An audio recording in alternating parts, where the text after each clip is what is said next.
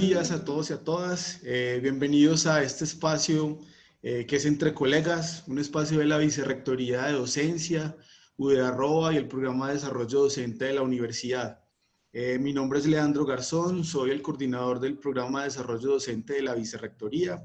Y pues bueno, hoy estamos en nuestra octava entrega de Entre Colegas. Este ha sido un ciclo de 10 charlas en las que nos hemos propuesto acompañar la labor de los profesores universitarios. Esta es una actividad que complementa la propuesta formativa de la Vicerrectoría de Docencia, que como ustedes han visto ha sido una oferta en la que ha desempeñado un papel muy importante UdeArroba y la unidad de virtualidad, y pues queríamos llevar a los profesores otras maneras, otras sugerencias, otras inspiraciones también para acompañar el trabajo que hacemos actualmente con nuestros estudiantes en los tiempos por los que estamos pasando. Entonces, además de los temas que han sido del interés de la Vicerrectoría y el Programa de Desarrollo Docente, en lo relacionado con la pedagogía, la didáctica, el currículo, la innovación educativa, también hemos tenido en este ciclo de charlas otros temas con los que buscamos dar otras ideas para hacer este acompañamiento.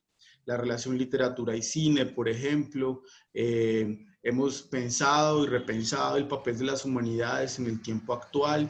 También hemos tenido algunos aportes acerca de la relación periodismo y literatura. En fin, distintos temas con los cuales esperamos hacer del acompañamiento en estos tiempos algo más humano, ameno y con sentido. En la mañana de hoy nos acompaña el profesor Miguel Franco de la Universidad Pedagógica Nacional. Él ahorita nos va a contar de dónde viene, qué hace, cuál es el interés por este tema que nos viene a compartir en la mañana de hoy.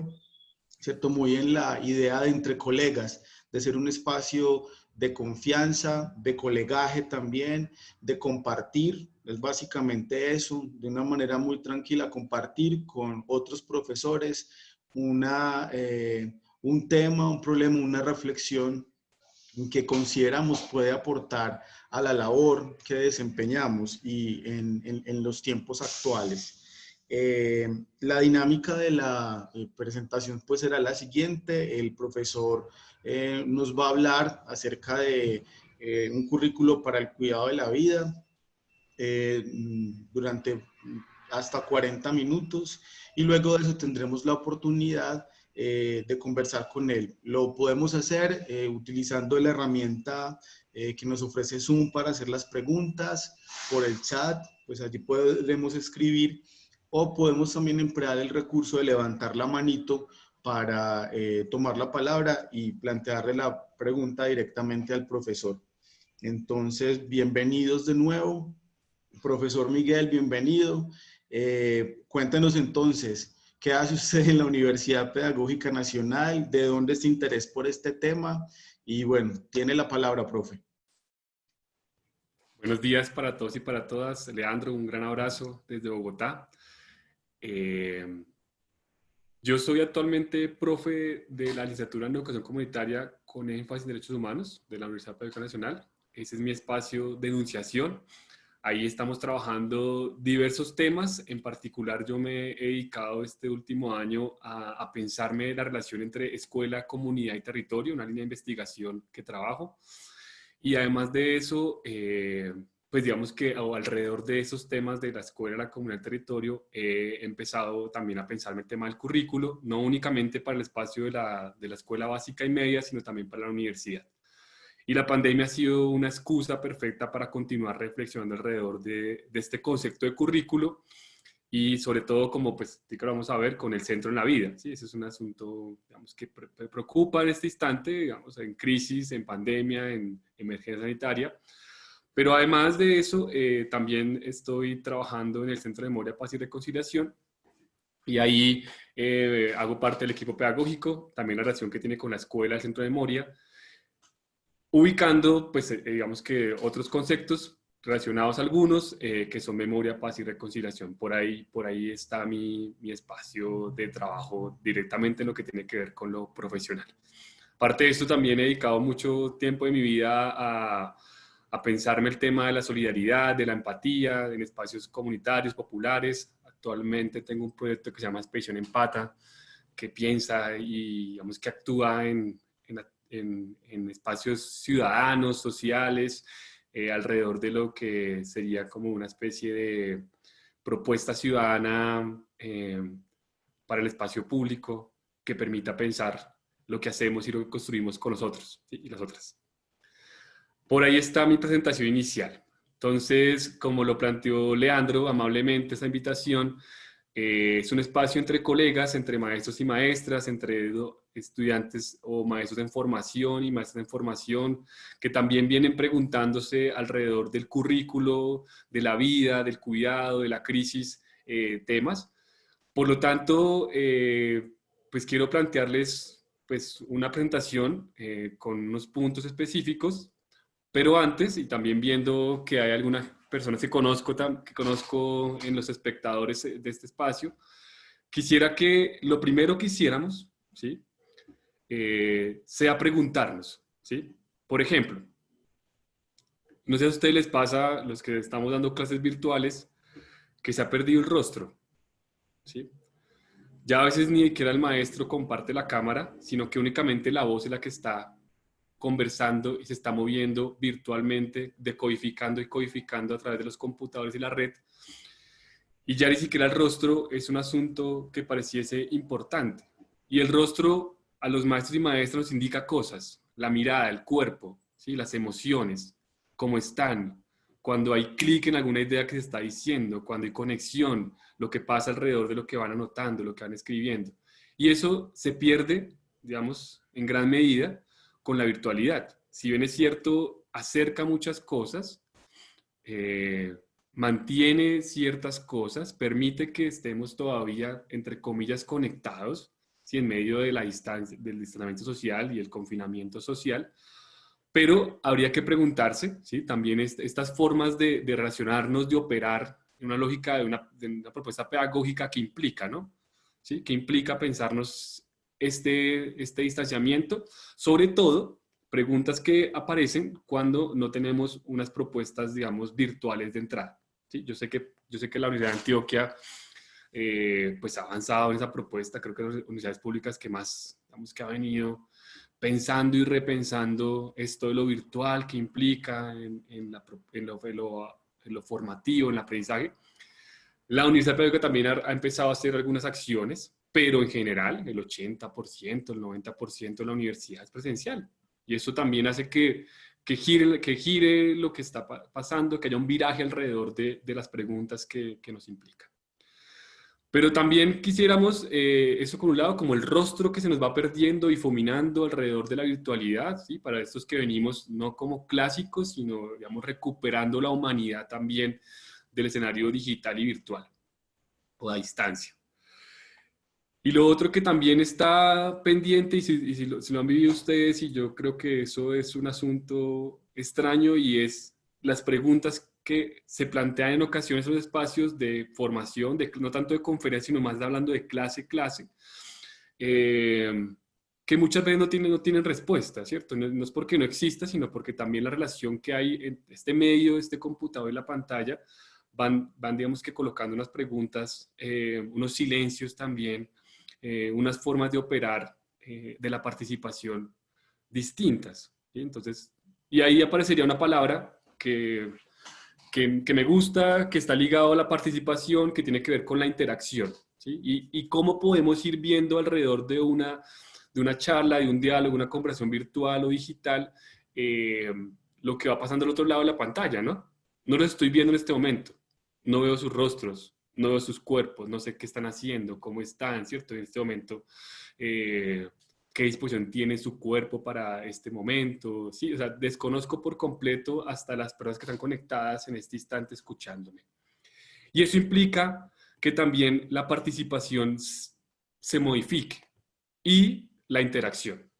Y algunos de ustedes dirían, no, pero pues Miguel, es muy fácil porque ahorita tenemos herramientas miles para que esto ocurra y en tiempo real haya interacción, ¿sí? ¿Cuál? Ah, bueno, sí ya dependerá del uso, ¿sí? De la estrategia, de la metodología y hasta de la propuesta, digamos, más epistemológica que uno quiera plantear en un espacio de clase.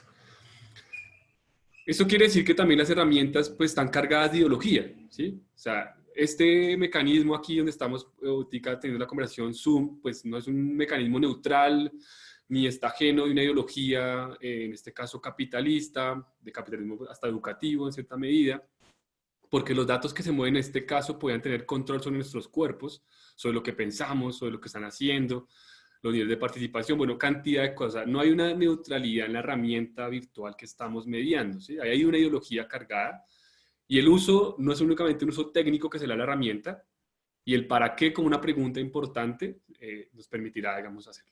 Toda esta carreta de entrada para hablar de la interacción es porque les quiero proponer una primera interacción. O sea, les voy a poner dos. Una al principio, que es esta que estamos planteando, que estoy intentando abrir, y al final, ¿sí? Entonces les voy a compartir un link en el chat.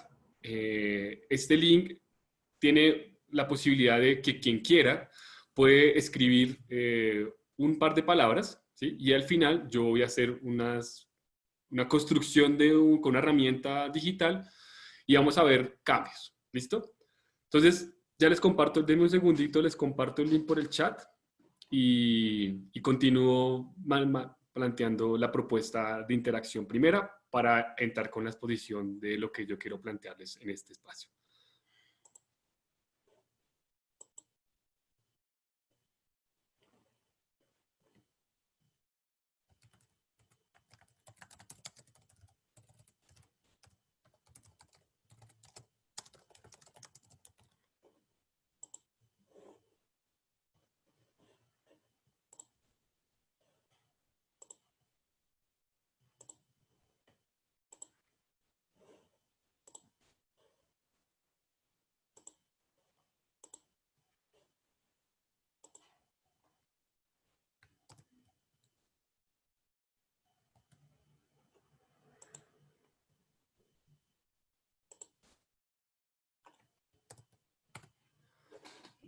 Listo, ya he compartido el link, se lo compartí también a Leandro internamente y se lo compartí a todos en el chat que tenemos de esta herramienta, ¿vale?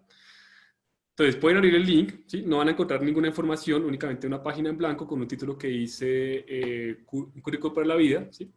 En ese link, lo primero que quiero que hagan, ¿sí? Una primera parte que está ahí es... Se dan cuenta que ya empezamos a tener un primer nivel de interacción que yo considero que ya arranca a pensarse la participación distinto, no únicamente la voz, sino que ya hay un texto que se está construyendo colectivamente y que en toda la presentación iremos haciendo ajustes, cambiando cosas, metiendo información, cada uno en la medida que lo quiera hacer, ¿cierto? Lo primero que les voy a pedir es que mientras voy colocando la presentación y voy haciendo la primera parte de esta, es que ustedes escriban palabras que asocian en este instante de su vida, ¿sí? De su formación, su experiencia, su nivel de formación, de reflexión, de análisis, alrededor de la palabra currículo, ¿sí? Por ejemplo, para mí, cuando me dicen palabra currículo, una palabra asociada a eso, para mí es transformación, ¿sí? Entonces, asociemos palabras en un orden específico como ustedes quieran ahí, no hay que colocarle el nombre de nadie, colocan palabras, las que quieran, palabras, ¿sí? Intentemos que no sean frases, sino palabras. Con esto después vamos a hacer una actividad a ver qué emerge, qué sale, ¿sí? No voy a decir nada más para ver qué concluimos colectivamente de esta propuesta. Entonces, quisiera dejar con esto tres ideas en principio. La primera es el rostro, ¿sí? El cuerpo, las emociones. Y en pregunta, con relación a la virtualidad, a lo digital, ¿qué pasa con eso? ¿Sí? Lo segundo es la participación y la interacción, ¿sí? Y las herramientas, ¿no? Cargadas de una ideología específica, pero cómo empiezan a mediar nuestras formas de conocer y aprender en medio de lo que queramos. Esto no tiene, digamos, un tema específico, sino pues para ciencias sociales, para matemáticas, para las humanidades, bueno, digamos que las ingenierías, bueno, cada área, digamos que tendría que pensarse, ¿sí? Cómo es que esto de participar e interactuar ocurre en medio de lo que estamos viviendo. ¿Sí? Ya ahorita lo vamos a problematizar un poco más. Y un tercer elemento, porque digamos que yo no lo he mencionado, pero Es que yo he vivido mucho de las corrientes epistemológicas del sur, de la educación popular, de la educación comunitaria. Ese es digamos que mi nicho, donde yo me ubico y donde yo, digamos que actúo y reflexiono lo pedagógico, lo político, lo ético. Y es la construcción colectiva, ¿sí? ¿Qué pasa con eso? O sea, ¿qué es lo que pasa con esto cuando estamos en este momento? ¿Sí? Hay tres elementos iniciales. Este documento no es que salve la patria ni que ya, listo, solucionado el problema de la construcción, de la participación, de la interacción, del rostro, para nada. Pero sí quiero que alrededor de lo que vamos conversando ustedes tengan la opción de tener otro enlace para ir también charlando, interactuando. Si emergen otras formas de interacción allá, no hay ningún problema, ¿sí? El control sobre la participación, pues no, digamos que no estaría acá en este lado como únicamente, ¿sí? Si hay algo, pasa algo diferente, si alguien coloca frases más largas, palabras, bueno, ya miraremos qué ocurre y cómo organizamos la información, ¿listo? Entonces, en principio, pueden ir allá ubicando en una primera parte palabras asociadas al concepto o a la idea que ustedes tienen de currículo, ¿cierto? Ya. Si quieren teorizar, si quieren traer una cita, si quieren jugar ahí entre ustedes también a comentarse cosas, a replantear, a preguntar, estaría muy válido hacerlo también. Entonces voy a compartir pantalla con este primer enlace.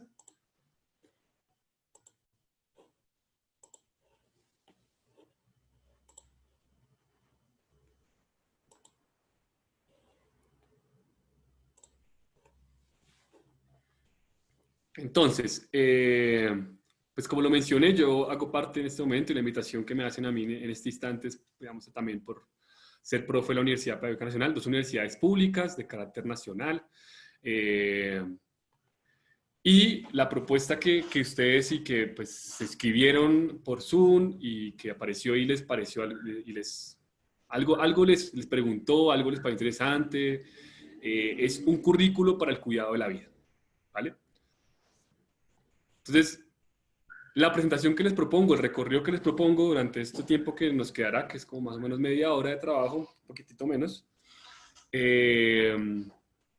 es hablar sobre la crisis y el cuidado, ¿sí? Como estos dos conceptos ahí, ya tica miramos desde dónde, qué crisis, hay gente que plantea que seguimos en crisis, bueno, ya miraremos ese concepto de crisis muy rápidamente. Neoliberalismo, yo sé que es un tema que ya hemos tocado, no me voy a detener, únicamente es hacer una fuerza en un asunto específico respecto al Estado y al mercado, ¿sí? Cómo eso implica en lo educativo, en los derechos humanos. Las infoexclusiones, ¿sí? Como estas exclusiones de la informática que no hemos hablado todavía, porque suena muy potente también decir, no, lo digital, lo virtual, estos nuevos caminos que toma la escuela, la educación, bueno, hay que mirar también con detalle y con lupa qué ha implicado para otras poblaciones o para las de siempre, los excluidos, esto de lo digital y lo virtual. Un cuarto elemento, un cuarto momento más bien, es transformaciones curriculares. A ver qué pasa ahí, porque para tocar esos dos conceptos de currículo y cuidado de la vida. Y cerrando, una política de la esperanza. Ese digamos que sería la propuesta de trabajo, los 5 momentos que muy rápidos, muy ágiles, porque la idea también es que tengamos un diálogo, ¿sí? Entonces, pues bueno. Lo primero.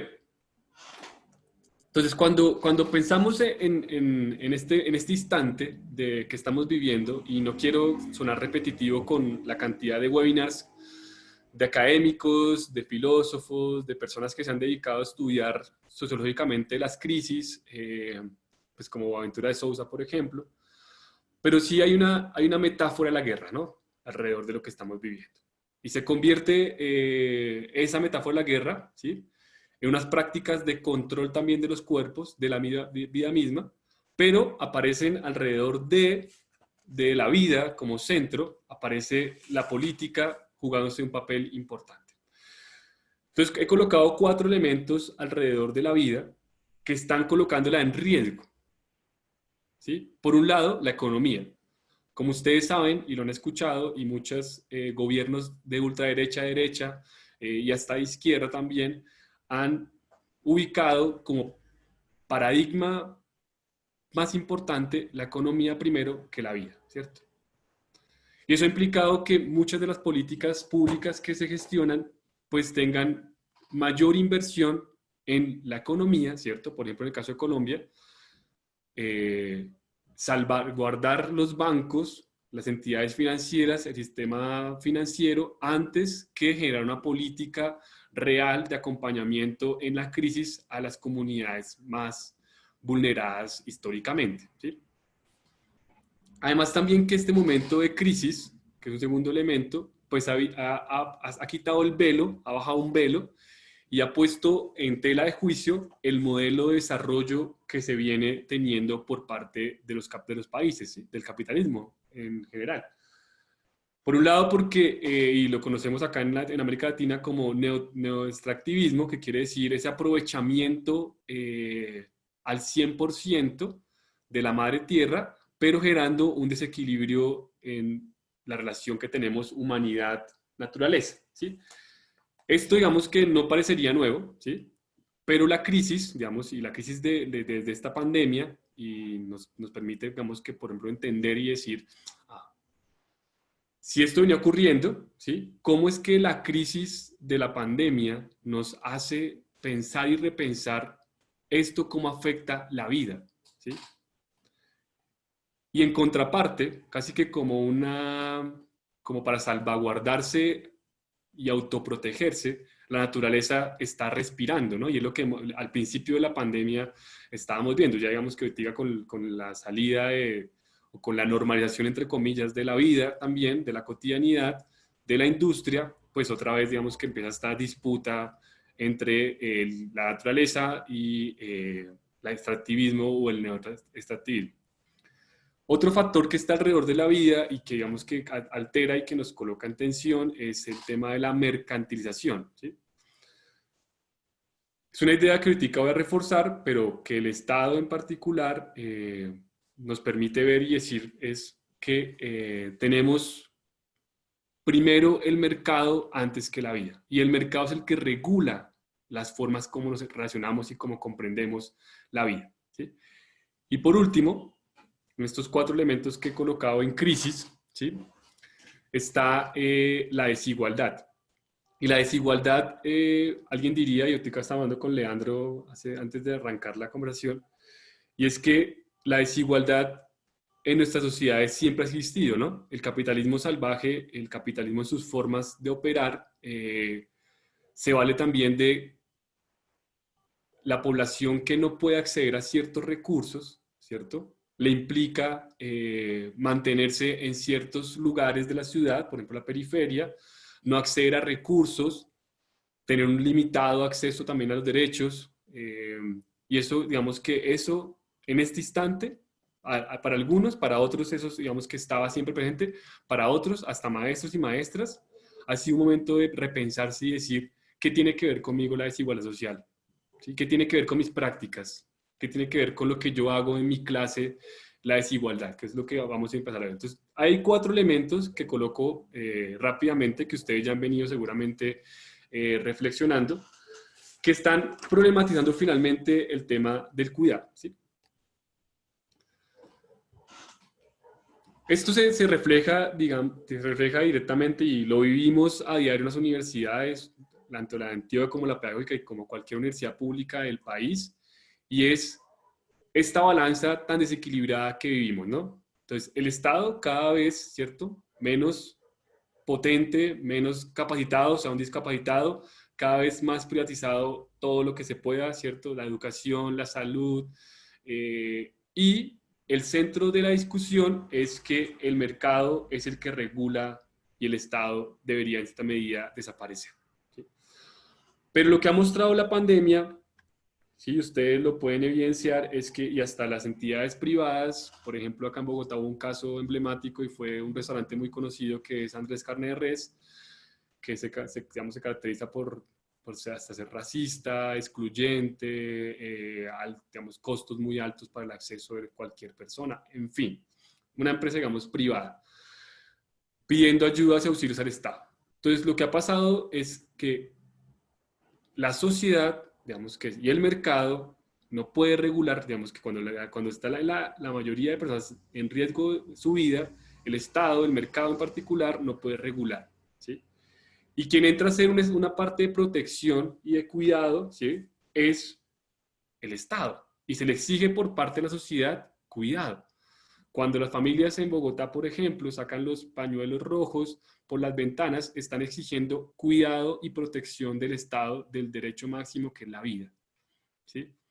Y ese cuidado y protección, el Estado no puede cumplirlo en este momento por una lógica, digamos política, pero también porque históricamente ha empezado a ceder en cosas.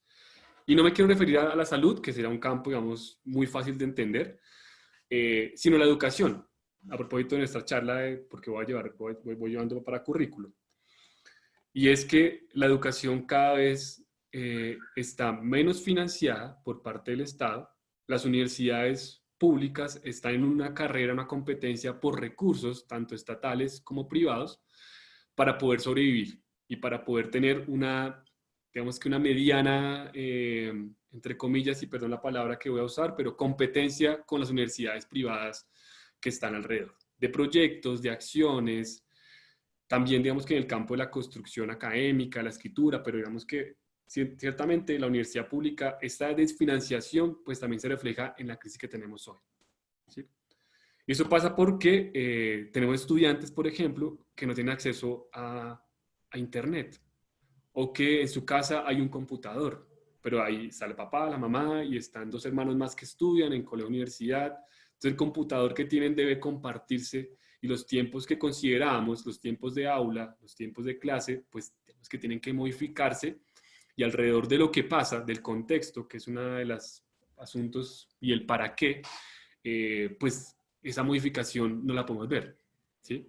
Entonces los maestros también están en un momento, digamos, de mucha tensión, porque el Estado históricamente abandonó la educación pública, ¿sí?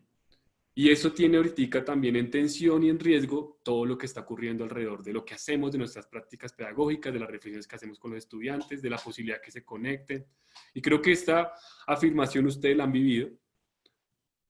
Hasta la Universidad de los Andes, que fue una noticia nacional, planteó que la evaluación sería este semestre de forma cooperativa, entendiendo ellos que tendrían privilegios alrededor de la conectividad, que las formas de operar, ¿cierto?, de estas universidades presenciales no están pensadas para lo virtual. Entonces acá hay un asunto, y es que la salud, la educación, la vivienda, se ha entendido como negocio, ¿sí? Y no como una inversión social y de posibilidad de construir. Y eso es lo que hoy también nos tiene, digamos, en crisis. No sé si ustedes han escuchado esa frase, que la gente tenía más miedo al sistema hospitalario de salud que realmente al COVID. Y eso responde a que el miedo, digamos, que tenemos es porque el cuidado, ¿sí? No hay un cuidado, digamos, estatal, no hay un Estado que esté cuidando y protegiendo la vida. Y eso implica que pues asuntos como la educación pues tampoco sean de la política social una prioridad en la agenda. Entonces acá hay una regulación del mercado, y evidentemente el mercado de ética en este momento pues no tiene la regulación, ¿sí? Y los estados están en cierta medida intentando, ¿sí?, hacer mecanismos de protección. Si ustedes han estado pendientes de noticias, Argentina es un país que al parecer sus políticas, este nuevo gobierno, ¿no?, ha entendido distinto lo que implica la acción social en medio de la pandemia y las formas como deben cuidarse colectivamente. A diferencia de estados como el nuestro, que priorizó nuevamente el mercado porque considera que únicamente el mercado es el que puede regular y el que puede mantener, digamos, que la vida, y que continúe las prácticas que hacemos normalmente de comercializar, de interactuar con el mercado, de comprar, de vender, que además son prácticas que no toda la población, digamos, que pueda hacer de la misma medida. Entonces, y para cerrar esta primera parte, aquí hay una economía entendida, digamos, en términos patriarcales. Este neoliberalismo nos llevó a pensarnos, alguien levantó la mano, pero no sé. Este neoliberalismo nos ha llevado también, y en nuestros propios escenarios educativos, a naturalizar la desigualdad, ¿sí? a entender que el cuidado y casi que la responsabilidad individual que nos ha metido el neoliberalismo es cada hogar debe cuidar en la medida que pueda, ¿sí? Si no puede cuidar es porque no ha estado, digamos que, responsable de su propio cuidado. Y lo que nos evidencia, y conectando con el centro que tenemos, sin la vida, la economía no funciona. Y eso, digamos que la crisis de lo mercantil, de la mercantilización de lo público, de lo solidario, pues digamos que nos implica una respuesta como universidades alrededor de lo que es la vida, de lo que es la política, de lo que es la universidad pública, de lo que es que sea gratuita, que sea universal, esos elementos que a veces dejamos al lado y como unas luchas muy estudiantiles o profesorales, pues hacen parte de una reflexión actual, ¿sí? Y es pensar qué es o qué no es la universidad en tiempos de crisis. ¿Sí?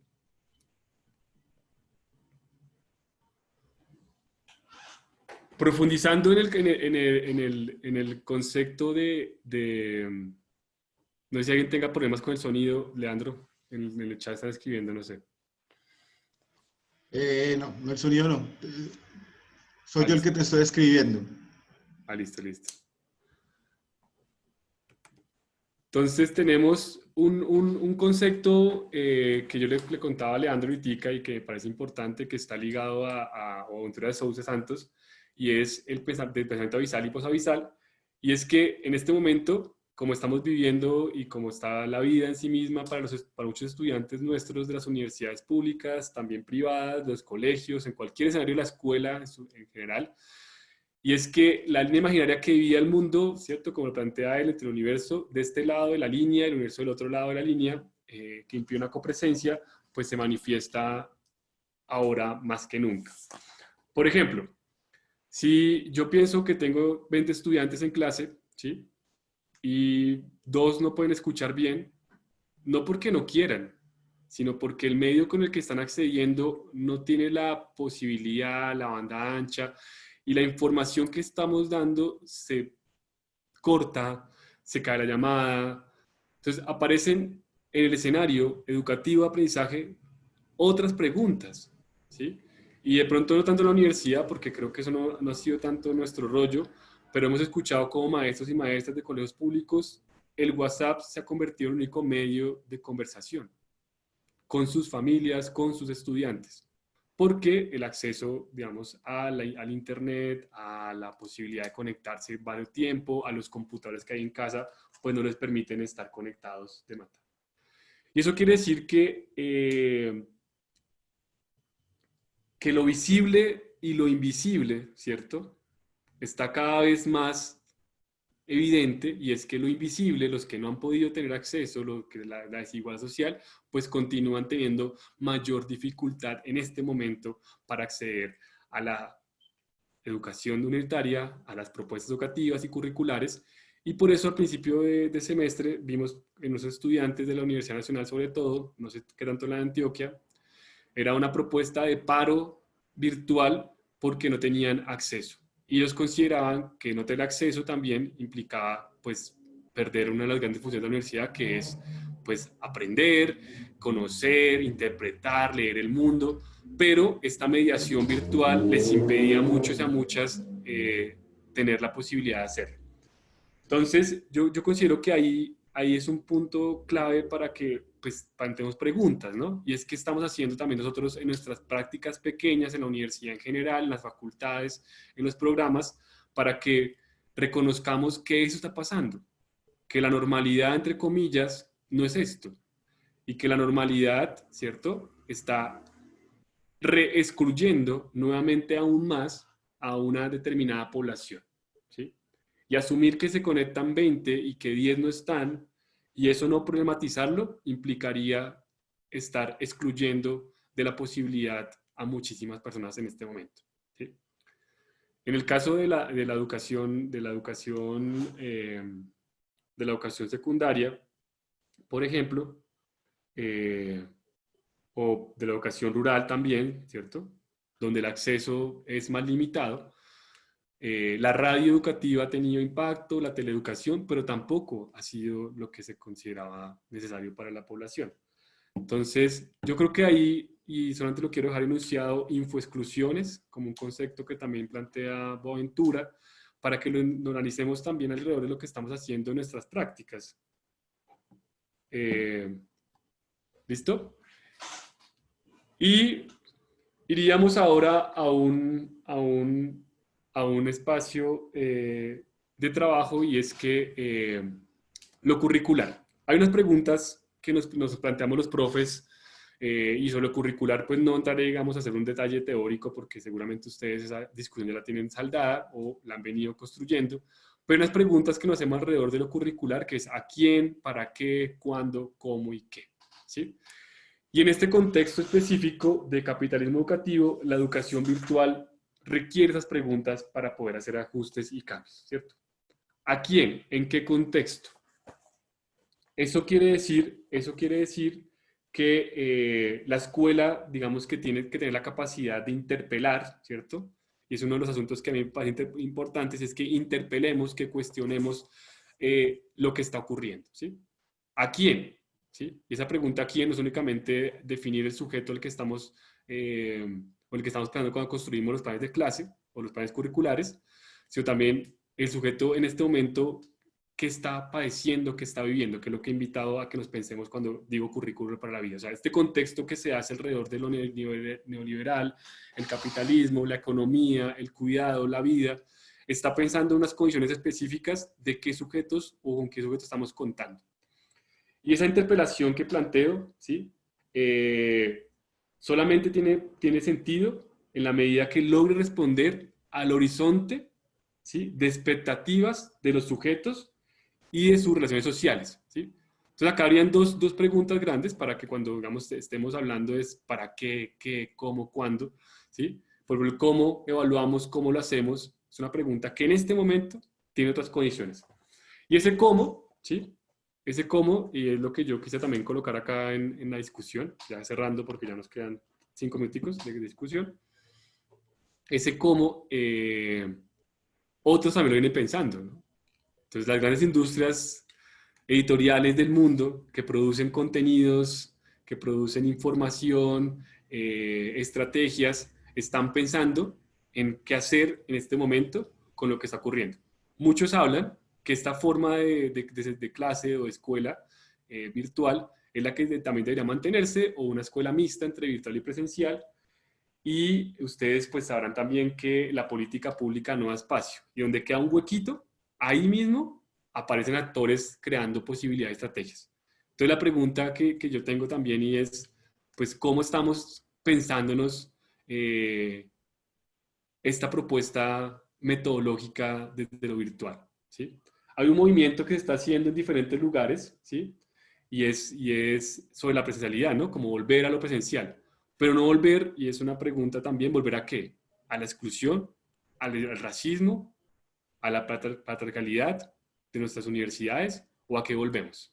¿Sí? Entonces son preguntas, digamos, que tensionan lo curricular y que están pensándose y diciendo pilas, porque también este cómo abierto o estos vacíos de la política pública educativa son un nicho perfecto para que otras pedagogías, ¿cierto? Pedagogías hegemónicas entren y nos hagan, digamos, que mover lo que estamos pensando. Tanto así que estaríamos hablando de luchar por una soberanía pedagógica, porque no duden que en este momento Santillana e industrias norteamericanas están pensando cómo lograr tener un impacto mundial en los contenidos que las escuelas, las universidades promueven en sus planes de estudio, planes curriculares. Entonces aquí hay unas preguntas que yo considero tienen mucho asidero en nuestras discusiones académicas y que deben ser punto de partida para continuar el trabajo que estamos haciendo. Y para cerrar el espacio, pues les planteo una pregunta abierta, ¿sí? Y es, ¿qué implicaría respirar pedagógicamente en estos tiempos? ¿Sí? Y espero que esos elementos iniciales de conversación pues nos permitan también pensarnos qué tiene que ver la vida con el currículo, qué tiene que ver la pedagogía con lo que está ocurriendo, qué tiene que ver la educación con lo que está pasando, con lo que está ocurriendo, cuál será el papel de la universidad en este momento de crisis. Y yo creo que respirar que es todo un concepto en este momento, ¿no? Porque respirar es lo que nos tiene limitados y nos tiene alejados. Es un tiempo de calma, puede ser un tiempo de parar algunas cosas, de pensarnos colectivamente, de activar, por ejemplo, dentro de las universidades, dentro de la educación, la solidaridad, o activar otros conceptos mucho más freirianos, que pueden ser emancipatorios, de liberación. Entonces yo creo que considerablemente pensar en un currículo para la vida es también pensar en un currículo para lo que está ocurriendo, es un currículo para parar y para problematizar la normalidad, para plantearnos ejes que muchas veces los dejamos quietos y es para la transformación, para lo que implica la formación universitaria y la formación académica. Entonces dejaría hasta ahí para arrancar una conversación con ustedes y les agradezco mucho haberme escuchado este tiempo.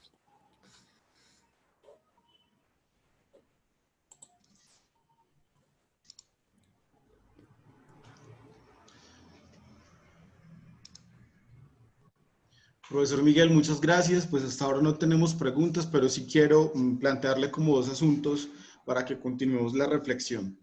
Hay uno primero y tiene que ver con un interés particular de la universidad, que actualmente trabaja como en uno de sus grandes proyectos, tiene que ver con la construcción del proyecto educativo institucional.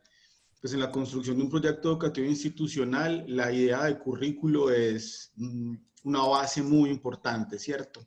Entonces, en esta reflexión que usted nos trae en la mañana de hoy acerca de un currículo para el cuidado de la vida, como qué asuntos se le ocurren que una institución, no solamente para el momento actual, yo diría que para este momento y todos los momentos, debiera tener en cuenta en el momento de pensarse algo como el proyecto educativo institucional, ¿cierto? Si le apostáramos a un currículo para el cuidado de la vida, como que, ¿qué asuntos se le ocurren que tuviéramos que tener en cuenta para llevar a cabo esa construcción?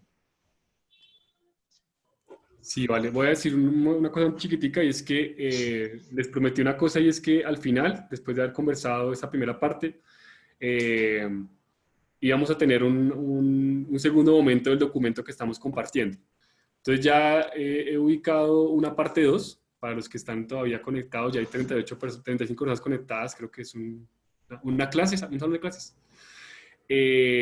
Para que ese segundo momento, luego de lo que hemos conversado, pues en este momento que han escuchado, chévere que algunos puedan plantear algunas preguntas si bien lo consideran, pero pueden leer las palabras iniciales, estas palabras que están arriba, ¿cierto? Que han colocado ya varias. Y ubicar otras. Y como diga, mire, yo creo que de esta charla, cuando uno lee currículo para la vida debería tener esta palabra, ¿sí? Yo, por ejemplo, diría otra, dije transformación al principio y ahora diría emancipación, ¿sí? Y yo considero que son dos palabras que para mí, para mi ejercicio político, pedagógico, pues tienen valor y cuando estoy planteando lo curricular, pues planteo y construyo alrededor de estas preguntas que coloqué. Tengo que verlo, ¿sí? El currículo no entendido como plan de estudios únicamente, ¿sí? Porque si fuera plan de estudios, pues sería una secuenciación de contenidos, ¿sí? Entonces, y las preguntas que el para qué, por ejemplo, que es una pregunta tan potente en cualquier momento de la vida, hasta para lo cotidiano, nos permitiría pensarnos lo que está pasando. Entonces quisiera que en este momento pues ustedes pudieran ir ahí medianamente interactuando nuevamente con las palabras nuevas que aparecen, que ustedes consideren importantes, que hacen parte del currículo, el currículo para la vida, a ustedes qué les gustaría, soñar, la creación, digamos que creo que hay unos elementos que podríamos estar trabajando. Entonces, pues yo creo que las universidades, la Antioquia, la Nacional, la Universidad Pedagógica Nacional, no únicamente en este momento, ¿sí?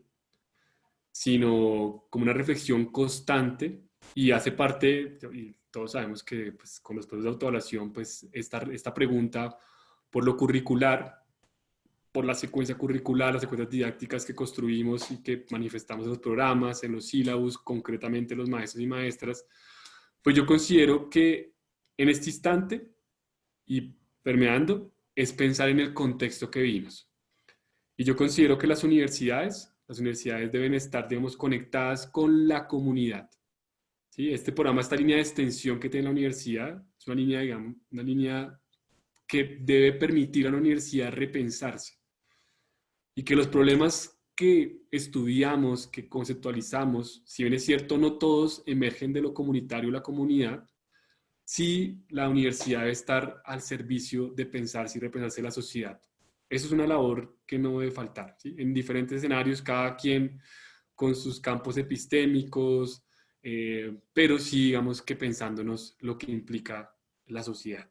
Y este parar, este respirar que planteamos, como de qué estamos haciendo, ¿sí? Debe permitirnos a los profesores de la universidad también una posibilidad para recrear también otras formas de aprender. No quiere decir que, porque acá hay una ruptura clásica con la magistralidad, por ejemplo, ¿sí? Porque es una técnica y a mí me parece valiosa esta técnica, digamos, oral de compartir, porque ahora el recurso técnico, el recurso virtual no es el que media, sino que también ahí está la voz jugando un papel importante, la reflexión, la escritura académica, pero sí es un momento de respirar, de parar y de pensarnos para dónde vamos como país, como universidad, ¿sí? ¿Qué estamos haciendo bien, qué estamos haciendo mal? Creo que es un momento, si la pandemia trae algo, es momentos para pensarnos colectivamente, ¿sí?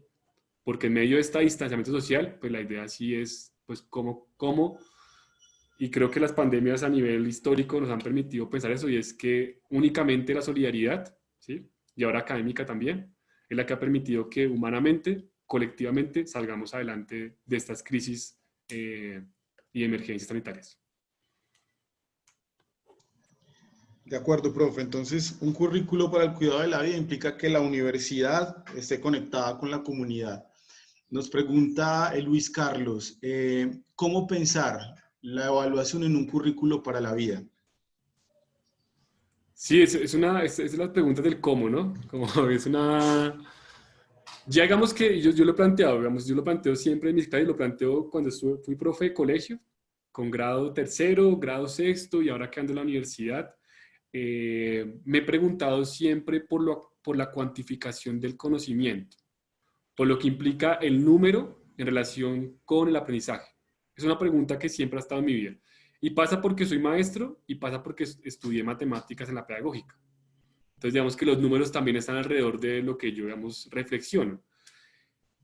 Y también, por ejemplo, el promedio que hacemos cuando cuantificamos el conocimiento, que es la forma normalmente como se califican en las universidades o en el sector educativo. Entonces, de entrada, creo que la pregunta por la evaluación es una pregunta que tenemos ya y que ya está en crisis, ¿sí? Y que ha estado en crisis antes de la pandemia. Y ahora lo que pasa es que nuevamente nos preguntamos también por las formas como aprendemos, ¿sí? Cuando yo estoy en clase y tengo a 40 estudiantes delante mío y lanzo unos temas y unas estrategias de trabajo, no sé si siempre tengo en mi cabeza la pregunta de qué están aprendiendo, ¿sí? Porque ahí pasa otros ejes de trabajo y es, por ejemplo, cuando tengo estudiantes que tienen condiciones distintas de aprendizaje, aprendizajes otras, y yo cómo estoy jugando un papel para que, en cierta medida, el aprendizaje o la mediación que estoy haciendo tenga unos niveles cercanos o no en los estudiantes. Entonces, ahora, con lo virtual, se complejiza más, ¿sí? Y cuantificar se complejiza más. Entonces, digamos que ahí tenemos un enredo mayor porque asignarle, digamos que un número a esta parte. Entonces, ahí estoy hablando de calificación. Pero evaluar, que es la pregunta ¿quién la hizo? No me acuerdo. Luis Carlos. Sobre evaluar, ahí habría otra discusión. Digamos que esa distancia es importante, calificar y evaluar, ¿cierto? Evaluar si es posible, digamos, en diferentes formas. Y ahí es donde viene a jugarse un papel. Yo creería que en este momento evaluar pasa por entender democráticamente la participación, ¿sí? Por un lado. Es democratizar las formas de participar dentro del espacio virtual. Eso implicaría, digamos, que pensarse el tema del currículo de la vida y la evaluación. Pasa por buscar diferentes narrativas, como en este caso, y no es porque haya hecho este método, pero como lo oral, ¿sí? Y también lo escrito, ¿sí? Ampliar las narrativas que se juegan dentro del espacio virtual, ¿sí? Y por último, intentando responder a esto de la desigualdad social, buscar las formas para que los estudiantes que no tienen acceso a herramientas como esta, de tener abierta una pantalla y otra y estar buscando información, pues también tengan maneras de estar presentes en los espacios académicos. Entonces, es como diversificar los accesos que tenemos a las herramientas virtuales. Eso implica, por ejemplo, como lo contaba ahorita, profes de primaria y bachillerato rurales que todo lo hacen por WhatsApp. O sea, han diversificado las formas de acceso. Y ahí también mismo tienen que diversificar las formas como evalúan y cómo dan cuenta de lo que sus estudiantes van aprendiendo, ¿sí? Como lo que van haciendo, los procesos, y entender que es un proceso, ¿sí? Y como proceso, pues también va a permitir que se pueda evaluar en diferentes momentos. Entonces, evaluar, calificar y como distancia. Profe, el título de la charla lo lleva a uno a pensar en la idea del cuidado de sí, ¿cierto? Que ha hecho pues también como tradición larga, yo diría, en el discurso desde donde usted se enuncia. Es clara esa relación entre un currículo para el cuidado de la vida y tal vez pensar en un currículo para el cuidado de sí. Sí, yo creo que... Yo creo que un currículo para la vida, que además es un concepto que hasta ahora está como arrancando y yo sé que ya mucha gente lo han ido de pronto estudiando más, es una reflexión alrededor de lo que está ocurriendo. Pues yo considero si te das cuenta, Lea, lo que nos plantea, digamos, por ejemplo, en este momento el Estado es obedecer, ¿sí? Quien puede obedecer es quien se puede quedar en la casa, evidentemente, ¿sí? Y obedecer implica mantenerse en el confinamiento. Lo que ocurre es que no todo el mundo puede hacer eso, ¿sí? Entonces el cuidado, digamos, el cuidado también está conectado a las condiciones que tenemos en nuestro contexto. O sea, el cuidado de sí, ¿sí? Es una relación directa con mi contexto, ¿sí? Yo lo coloco en este momento directamente con el confinamiento y ya lo paso a lo pedagógico. Pero yo puedo cuidarme en la medida también que tenga unas condiciones alrededor mía que me permitan cuidarme, ¿sí? O sea, el cuidado no parte únicamente de la decisión de sí, me quiero cuidar. Bueno, sí, pero es que no tengo alimento en la casa. Eso implica que tenga que salir, entre comillas, a descuidarme, pero en el fondo es a cuidar la vida, ¿sí? Porque la vida, digamos, que es lo que está en este momento en tensión, en juego. Es que para mucha gente en este momento no está en juego la educación, no está en juego el aprendizaje, está en juego la vida, ¿sí? Porque no hay condiciones materiales para mantenerse vivos, ¿sí? En este momento hay gente que se puede estar muriendo de hambre porque las condiciones económicas, socioeconómicas y políticas no le permiten cuidarse de sí mismo como lo podría hacer, ¿cierto? Y eso coloca unos privilegios en ciertas personas y en otros no. Por eso es cuando decían que la pandemia es democrática, uno podría decir sí y no, porque también como la viven diferentes actores, es distinto, ¿cierto? Entonces, y eso en el campo de la educación, en este momento, ¿sí? Precisamente el cuidado de sí, en este momento, uno diría, pues claro, habría toda una información en Internet que nos permitiría aprender, entender y comprender, pero lo mismo pasa, ¿sí? Y es qué posibilidades tenemos todos de acceder a esa información. O sea, la pregunta por la desigualdad social en este instante y en el campo educativo es fundamental, porque nos permite comprender y entender que no todo pasa igual, que no todo es lo mismo, que el cuidado de sí, digamos que está relacionado con unos asuntos contextuales específicos. De acuerdo, nos pregunta Alejandro Diosa. Pues te saluda y dice, una de las dificultades en educación ha sido fragmentar el conocimiento. ¿Qué respuesta habría para esto desde el currículo para la vida? ¿Cuál sería el rol del docente? Ya, tengo el micrófono apagado. Típico problema en este momento. Yo vi un seminario este semestre en otra universidad, una universidad privada, que era sobre estadística para ciencias humanas. Y todo el semestre estuvimos viendo algunos contenidos, unos conceptos, digamos que una propuesta curricular de problematizar los datos, bueno, es una propuesta. Pero cuando apareció la pandemia, digamos, ya evidentemente en nuestra vida, el proyecto pandemia, el proyecto estadístico pandemia se convirtió en una reflexión mucho más profunda. Sí, entonces lo que yo creo también es que no es, digamos, que sí hay que preguntarnos, no sé si sean los proyectos, si sean los currículos por proyecto, si sean los currículos por problema, si sean los currículos integradores, pero sí hay que pensarnos un movimiento alrededor de lo que es la integración curricular, porque sí, digamos que hay preguntas y sobre todo eso a veces lo vemos más en la escuela, ¿no? Se ve más a veces en la educación básica y primaria. Y es que los estudiantes aprenden un montón de cosas, ¿cierto? Tienen un montón de información, acceden a un montón de datos y asuntos, pero en su cotidianidad no tienen nada para dar, ¿sí? Y es lo que también muchos papás decían como, pero este pelado no sabe ni colocar un botón, hermano. Entonces uno dice, y es cuando aparece la pregunta, ¿para qué? ¿Sí? Y creo que el currículo para la vida, digamos que no es para la vida únicamente para el cuidado, digamos, es para el cuidado de la vida, pero también implicaría pensarnos el para qué, ¿cierto? Y esa pregunta es una pregunta que trae complejidades en la reflexión, pero que nos permitiría dar un sentido también a lo que hacemos, ¿sí? Y ese para qué no es únicamente que el conocimiento, porque digamos, yo soy de matemáticas, alguien diría, entonces, ¿para qué las matemáticas? Sino que estas reflexiones alrededor de para qué están, como lo dije anteriormente, muy conectadas con las posibilidades que tenemos como comunidad y como país, ¿sí? Entonces, este para qué está pensado también en relación con lo que hacemos, con nuestra forma de entender el mundo.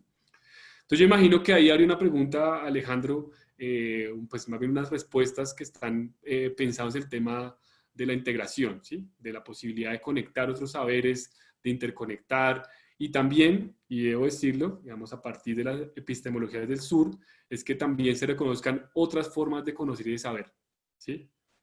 Porque también esta disputa epistemológica entre unos saberes ha ocasionado que unos se validen más que otros, ¿sí? Entonces los saberes campesinos, saberes negros, populares, tienen menor valor en la academia que otros saberes, digamos, occidentales, europeos. Entonces ahí también habría una disputa interesante, pero que nos permita pensarnos qué es la integración curricular, ¿cierto? Y esto cuando un maestro lo piensa más conectadamente con su clase específica, pues también es como otro concepto muy chévere se usa es como local, ¿no? Como estas cosas locales están conectadas con ámbitos más globales. Entonces ahí estarían como dos reflexiones pues, para pensarnos colectivamente, para cruzarse. La unidad pedagógica en el programa que yo trabajo, que es la en comunitaria, hicimos un ejercicio, una aproximación primera de encuentro de maestros, de dialogar contenido, relacionarnos en temas específicos, colocar ejes problematizadores, permitiendo también, pues digamos que pensarnos este momento para los chicos y chicas no es fácil porque la conexión, pues no todos pueden igual. Entonces, esa pregunta nos hizo pensarnos lo curricular. Entonces, ahí iría un poquito la cosa.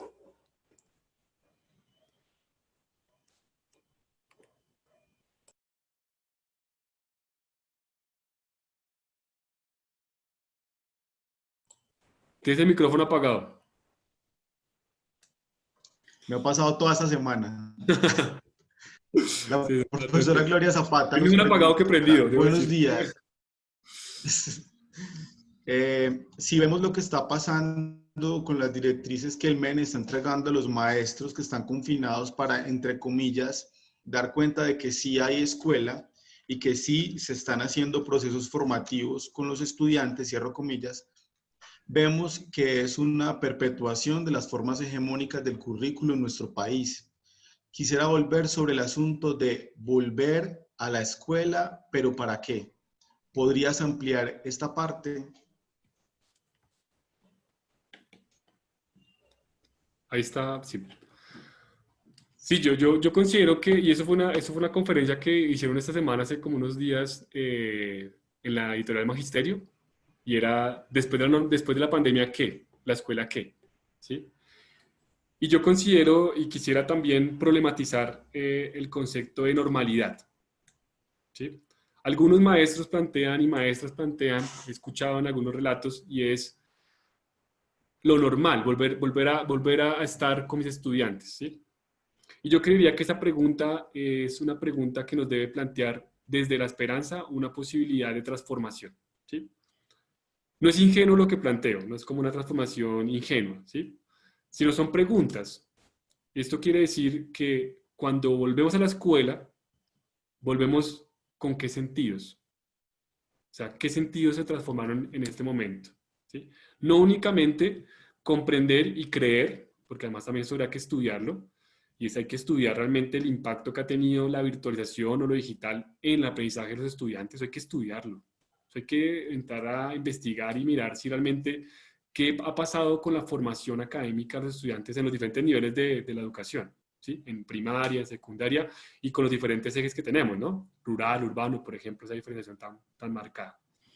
Entonces, ahí habría que preguntarse si esa normalidad, si este asunto de volver a clase, más allá del cuidado, digamos, de la vida en términos de bioseguridad y de mantener unos espacios restringidos de acceso, es también pensarnos y lo que yo planteo en la charla y que quiero que pues sea una reflexión que podamos seguir compartiendo en diferentes espacios, es volver curricularmente para qué. ¿Sí? O sea, ¿qué habría cambiado en relación con lo que ha pasado? ¿Sí? Entonces, casi que la pregunta es, si la normalidad es una escuela racista, clasista, patriarcal, ¿esa normalidad volverá a eso? Pues no, ¿cierto? La idea sería volver a otras formas de cotidianidad, a unas escuelas más solidarias, que piensen más en los contextos, que piensen más en las posibilidades que tienen los estudiantes, en sus maestros, ¿sí? Por ejemplo, en el caso de las universidades públicas, maestros precarizados, ¿sí? Contratos a 4 meses, por horas, sí. En fin, ese modelo es lo normal, la desigualdad social, la exclusión. Entonces habría que pensarnos también en transformaciones profundas, ¿sí? Ahorita escuchaba una conferencia de un académico chileno y él narraba que ha tenido, ya han venido contactándose virtualmente porque en Chile están en asamblea constituyente, ¿no? Están en ese proceso, digamos, constituyente, de constituir de hacer otra constitución, y están pensando qué va a pasar después, ¿no? Con todo el movimiento social y con todas las exigencias sociales que hay alrededor de los derechos humanos que los estados no cumplen. Entonces yo creo que en el marco de la escuela este movimiento de pensamiento, de posibilidades, de acciones, pues debe permitir que lo normal sea una tensión y un conflicto para la transformación. ¿Sí? Esa sería como la apuesta colectiva que yo propondría desde el currículo para la vida. Bueno, y para cerrar, yo pienso que podemos leer esta consideración de la profesora Marta Tirado, y con eso, profe, le invito pues como a darle el cierre a la sesión. Dice la profesora, un currículo para la vida es posible si se tiene en cuenta la variedad de sentidos que se tienen sobre la vida, individual y colectiva, porque la vida es diversa, finita, problemática e incierta.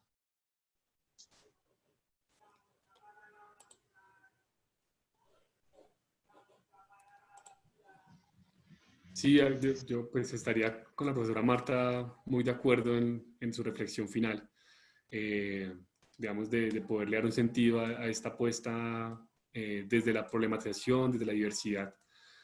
Quería hacer la 9 palabras, pero mientras iba hablando no pude acceder a la herramienta, me quedó muy difícil.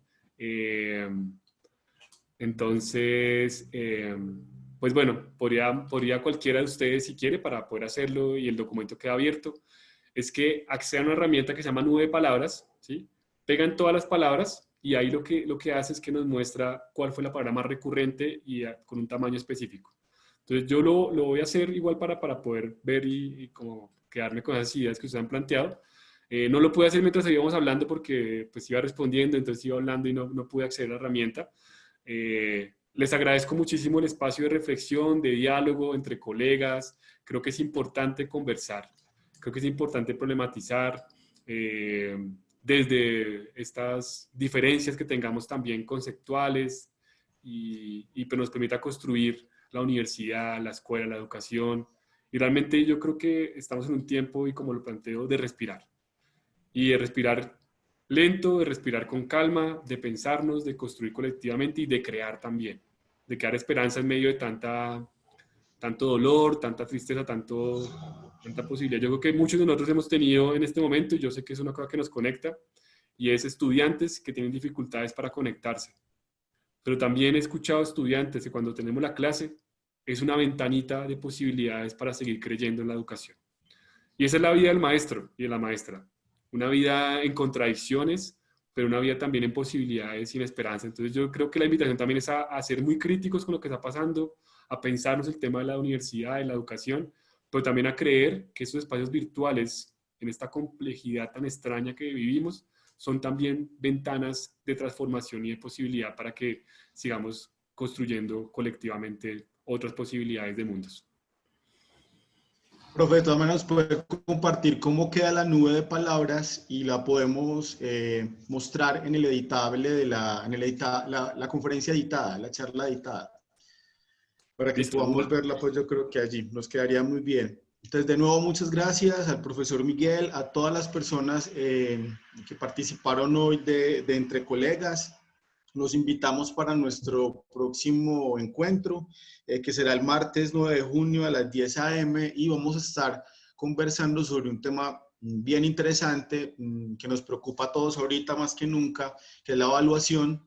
Pues la persona que nos va a hablar tiene una posición acerca de la evaluación sostenible y sustentable. Entonces, con esa provocación los despido por hoy y los espero el próximo martes. Muchas gracias a todos, que estén muy bien.